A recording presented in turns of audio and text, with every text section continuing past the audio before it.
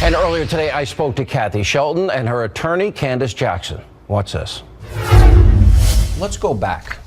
You're 12 years old. You went through a vicious, violent rape. You were in a coma as a result for 5 days, stitched up. As a result, you can't have children? 99% chance that I can't. Yeah. Which is pretty much saying no.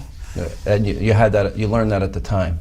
Yes, the doctor came in and told me that before I was released. Mm-hmm. Walk us through what happened in your case when you were 12 years old.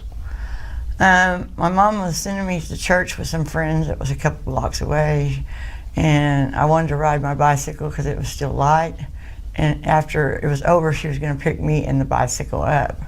But before I made it there, I was yanked off the bicycle by two guys, which one was underage, so they're not able to bring him up.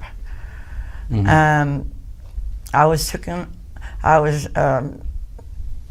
on a road. I was trying to get out. First I told them I wasn't going with them, and I was going to try to leave, and they wouldn't let me. They yanked me off the bicycle, and I was taken out on a road somewhere, and by that time pretty much my clothes was ripped off of me, and I was screaming and crying, and I couldn't get nobody's attention. And it was like this road, all I could see was fields, and they raped me there, and they beat me so bad that I think they thought I was dead when they left. But I remember him saying, "You like it, don't you? You like it. You want more of it." You're 12 years old.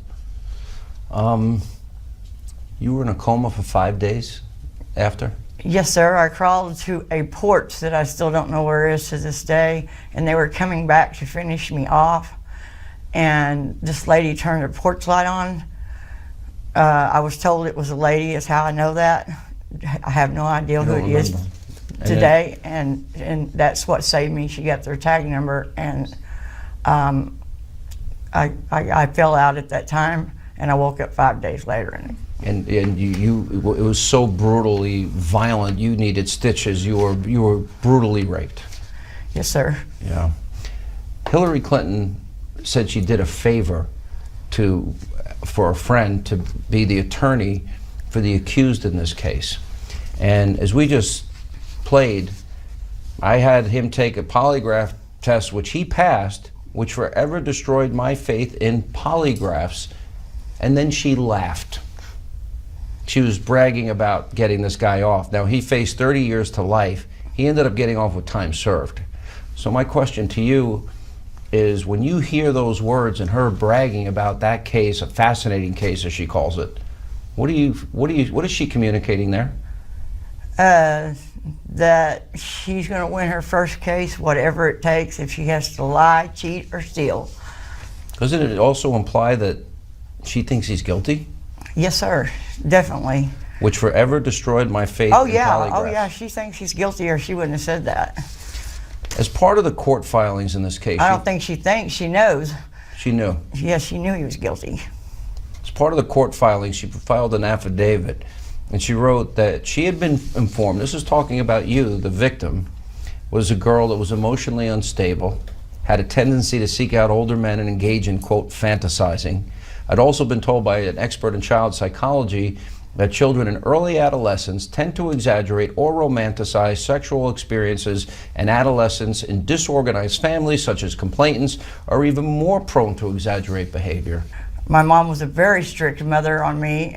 Matter of fact, when I was 18, it was almost impossible to do anything then, but at that time, after what happened to me, I didn't want to do anything.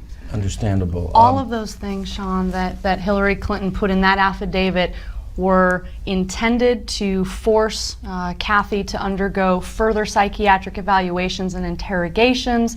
They were all things that were intended to portray her as a liar, someone who made up this rape, that if there was a rape, that if there was sex, it was consensual at her age as a virgin of 12 years old.